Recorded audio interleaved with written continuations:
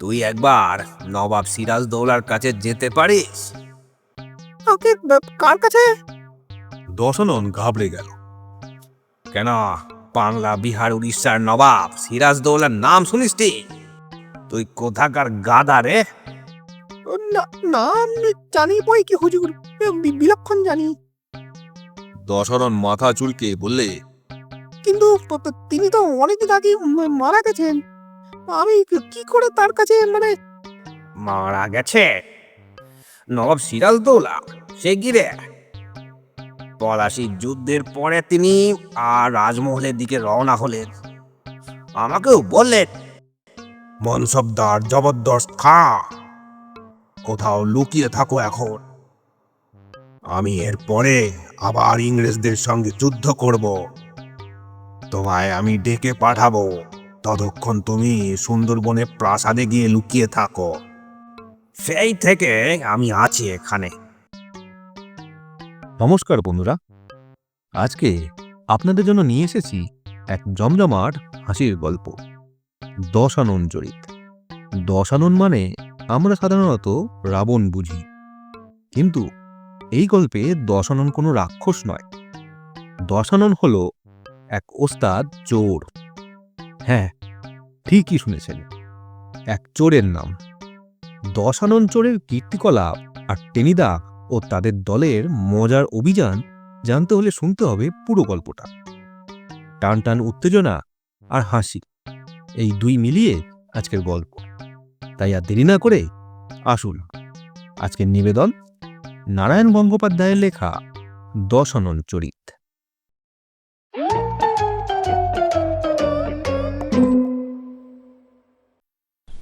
আমি খুব উত্তেজিত হয়ে টেনিদাকে বললুম, হ্যারিসন রোডের লোকে একটা পকেট মারকে ধরেছে। টেনিদা আমার দিকে কিরকম উদাসভাবে চেয়ে রইল খানিকক্ষণ। তারপর আর কি, থানায় নিয়ে গেল।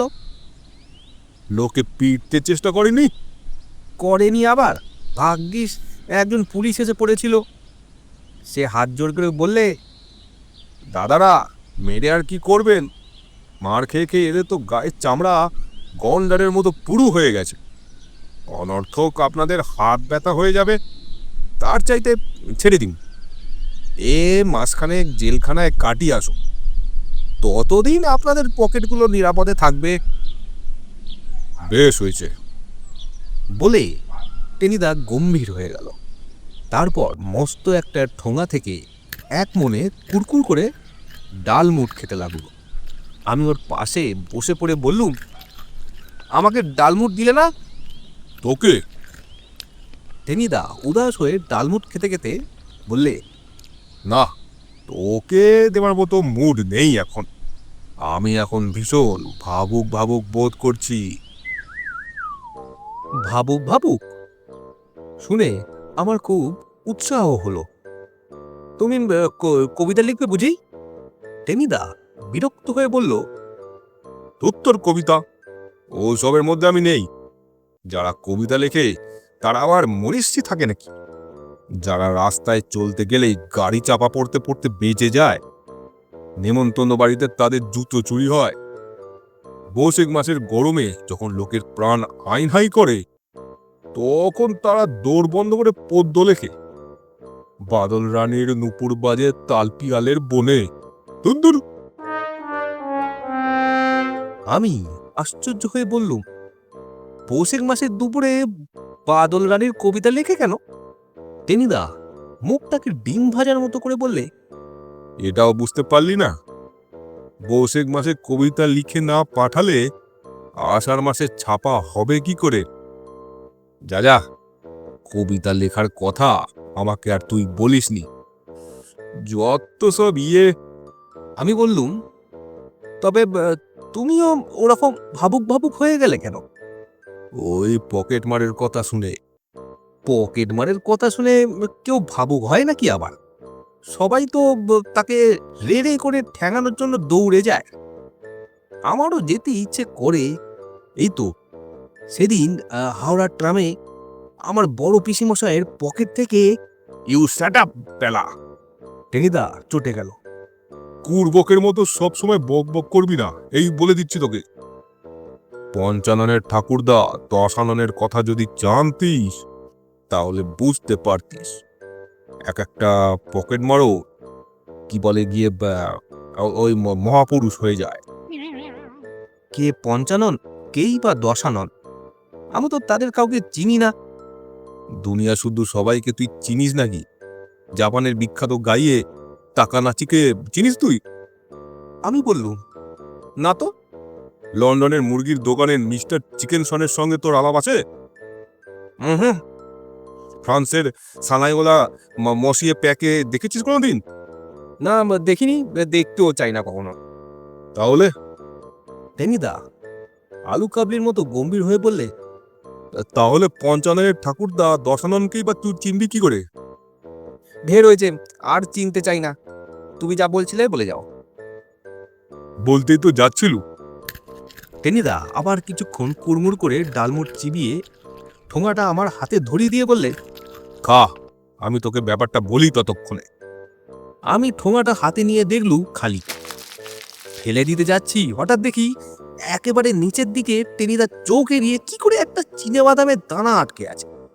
সেটা বের করে আমি মুখে পুরে দিই। আর চোখে দেখে টেনিদা বললে, ইস, একটা বাদাম ছিল নাকি রে? একদম দেখতে পাইনি। যাগে, ওটা তোকে বকশিস করে দিল। আমি বললুম, সবই পঞ্চাননের ঠাকুরদা দশাননের দয়া। টেনিদা বললে, যা বলেছিস। আচ্ছা, এবার দশাননের কথাই বলি। বুঝলি, কখনো যদি তুই ঘুঁটে পোড়ায় যাস। ঘুঁটে পোড়া আবার কোথায়? সে গোবরডাঙ্গা থেকে যেতে হয় 7 ক্রোশ হেঁটে। মানে যাওয়া খুব মুশকিল, কিন্তু যদি কখনো যাস দেখবি দশানন হালদারের নাম শুনলে লোকে এখনো মাটিতে মাথা নামিয়ে পেন নাম করে। বলে এমন ধার্মিক, এমন দানবীর আর হয় না। স্কুল করেছেন, গরিব দুঃখীকে দুবেলা খেতে দিয়েছেন, মন্দির গড়েছেন, পুকুর কেটেছেন। কিন্তু আসলে এই দশানন কে ছিল জানিস? 1 নম্বরের পকেট মার। Pocket mark? তবে আর বলছি কি, অমন ঘোরেল পকেট মার আর দুজন জন্মেছে কিনা সন্দেহ। পাঠশালায় যেদিন প্রথম পড়তে গেল সেই দিনই পণ্ডিত মশাইয়ের ফতুয়ার পকেট থেকে একটা নসি ডিবে চুরি করে দিল। পণ্ডিত তাকে কোষে বেতপেটা করে তাড়িয়ে দিলে। বাপ, কাকা, দাদা, তার হাত থেকে কারো পকেটে রেহাই ছিল না। যত পিটি খেত ততই তার রোগ চেপে যেত। শেষে যখন একদিন বাড়িতে গুরুদেব এসেছেন আর দশানন তার ট্যাগ থেকে প্রণামীর 12 টাকা 6 আনা পয়সা মেরে দিয়েছে, সেদিন দশাননের বাপ সনাতন হালদারের আর সইল না। বাড়ির মোষবলির খাড়াটা উঁচিয়ে দশাননকে সে এমন তারা লাগালো যে দশানন এক দৌড়ে একেবারে কলকাতায় পৌঁছে তবে হাঁপ ছাড়ল। আর জানিস তো, কলকাতা মানে এই পকেট মারের স্বর্গ। অনেক গুণী লোক তো আগে থেকেই ছিল, কিন্তু বছর খানেকের ভেতরে দশানন তাদের সম্রাট হয়ে উঠল। তার উৎপাতে লোকে পাগল হয়ে গেল। টালা থেকে টালিগঞ্জ আর শিয়ালদা থেকে শালকে পর্যন্ত কারুর পকেটে টাকা কড়ি, কলম থেকে মায় সুপুরির কুচি কিংবা এলাচ দানা পর্যন্ত বাদ যেত না। ধরা যে পড়তো না তা নয়, 2 মাস 6 মাস জেল খাটতো, তারপর বেরিয়ে এসে আবার জেকে সেই। পুলিশ সূত্র জেরবার হয়ে গেল। তখন দেশে ইংরেজ রাজত্ব ছিল জানিস তো। পুলিশ কমিশনার ছিল এক কড়া সাহেব, মিস্টার প্যান্থার নাকি নাম যেন। লোকে তার কাছে গিয়ে ধর্ণা দিতে লাগলো। প্যান্থার তাদের বললে, পকেট মারকে ফাঁসি দেওয়া যায় না, অথবা আমি দশাননকে ঠাই দিতা। এবার ধরিতে পারিলে তাহাকে এমন শিক্ষা দিব যে সে তার পকেট খাটিবে না। ধরা তো অবশ্য দশানন কদিন বাদেই পড়ল। পকেটমারের ব্যাপার তো জানিস, ওরা প্রায়ই জেলে গিয়ে মুখ বদলে আসে, ওদের ভালোই লাগে বোধহয়। কিন্তু এবার দশানন ধরা পড়া মাত্র তাকে নিয়ে যাওয়া হলো প্যান্থার সাহেবের কাছে। সাহেব বললে, ওয়েল ধসানন, তুমি তো কলিকাতার লোককে থাকিতে দিবে না, তাই এবার তোমাকে একটা পাকা বন্দোবস্ত করিতেছি। এই বলে সে হুকুম দিল, ইহাকে লঞ্চে করিয়া লইয়া গিয়া সুন্দরবনে ছাড়িয়া দাও। সেখানে গিয়ে কাহার পকেট মারে দেখিব। বাঘের তো আর পকেট নাই। দশানন বিস্তর কান্নাকাটি করলো। আর করব না স্যার, আর করব না, এ যাত্রায় ছেড়ে দিন স্যার। বলে অনেক হাতে পায়ে ধরল, কিন্তু চিঁড়ে ভিজল না। সাহেব ঠাট্টা করে বললে, যাও, বাঘের পকেট মারিতে চেষ্টা করো, যদি পারো তোমাকে রায় সাহেবের উপাধি দিব। তারপর আর কি, পুলিশ লঞ্চে করে দশাননকে নিয়ে গেল সুন্দরবনে। সেখানে তাকে নামিয়েই তারা দে চম্পট। তাদেরও তো বাঘের ভয় আছে। এদিকে দশাননের তো আত্মারাম খাঁচা ছাড়া, জলে গিজগিজ করছে কুমির, ঝোপে ঝোপে মানুষ খেকো বাঘ। সুন্দরবন মানেই জমের আড়ত। এর চাইতে সাহেব যে তাকে ফাঁসিতে ঝোলালেও ভালো করত। বেলা পড়ে আসছিল, একটু দূরেই কোথায় হালু ভালুক ডাক শোনা গেল। দশানন একেবারে চোখ কান বুঝে ছুটল।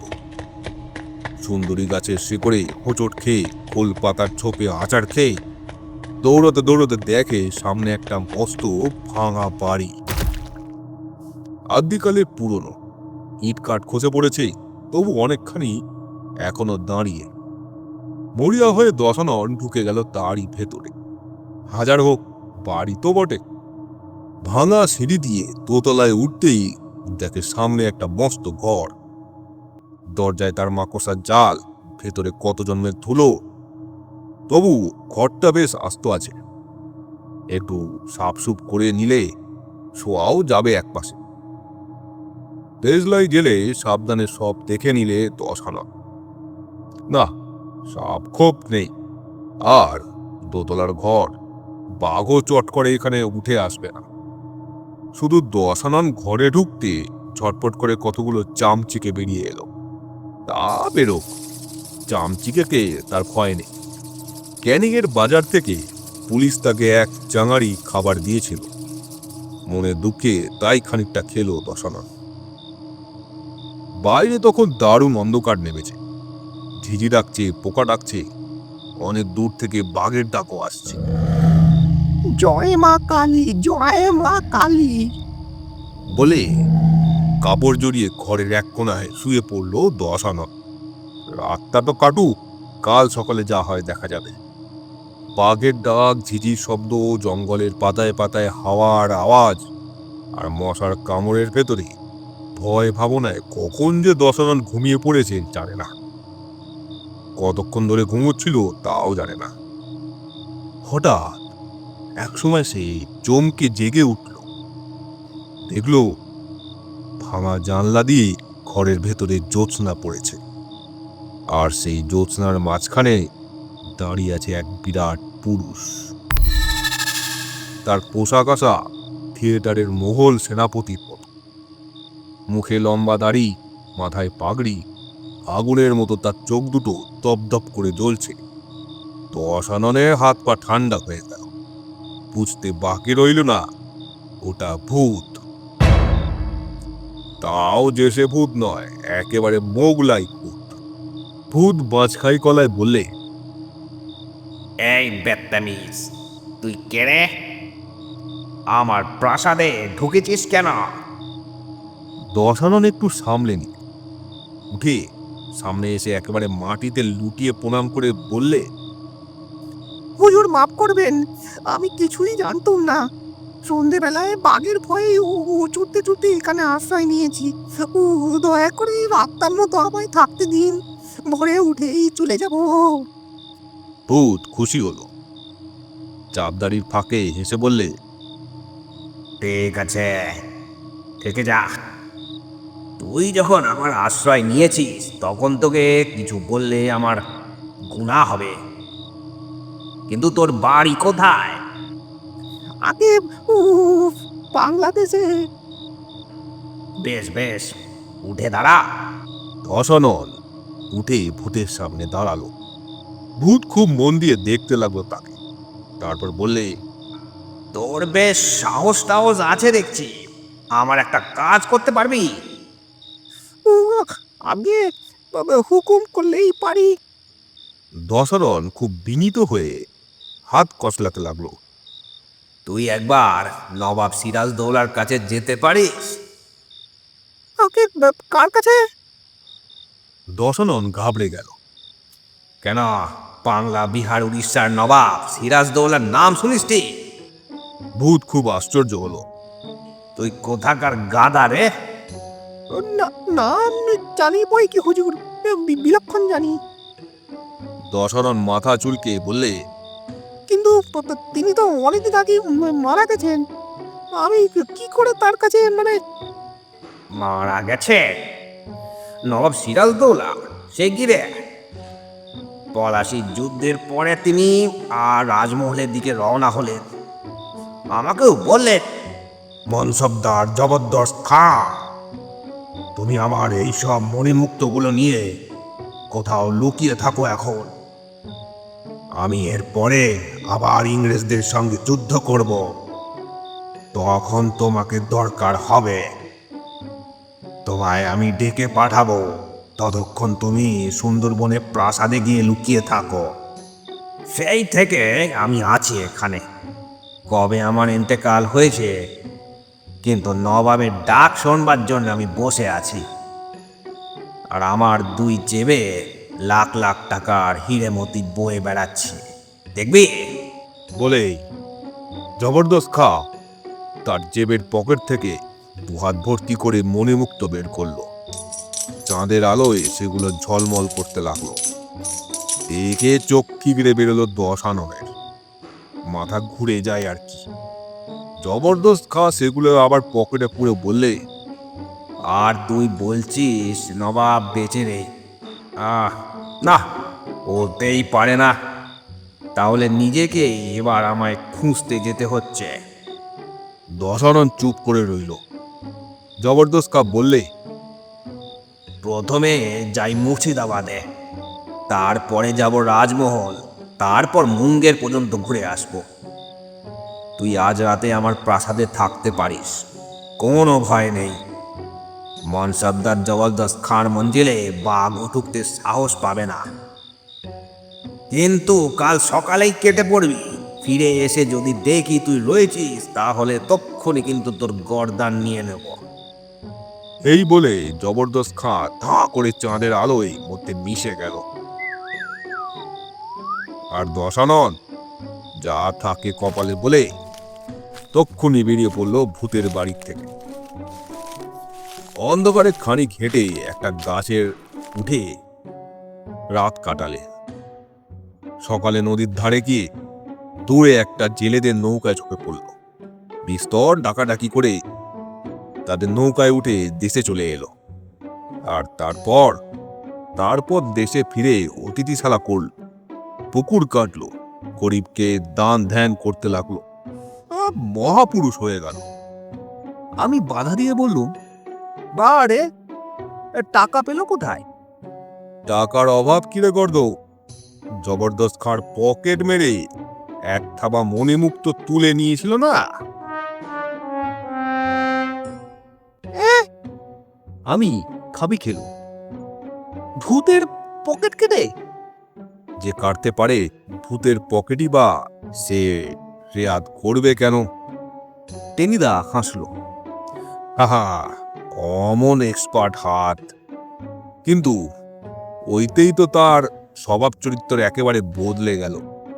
স্বয়ং নবাব সিরাজদৌলার মণিমুক্ত, সেগুলো কি আর বাজে খরচ করা যায় রে? ওসব বেচে লাখ লাখ টাকা পেল দশানন।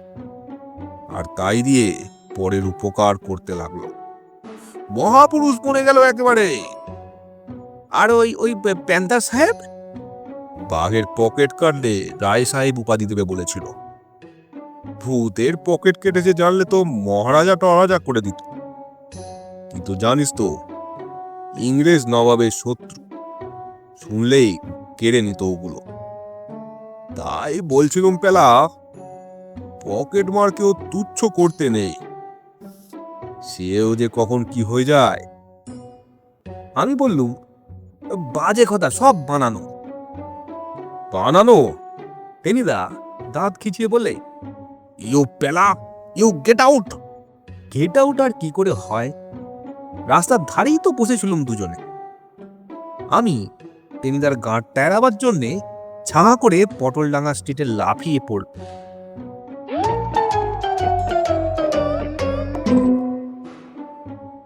এই ছিল আজকের গল্প। কেমন লাগলো সেটা অবশ্যই কমেন্টে জানাবেন।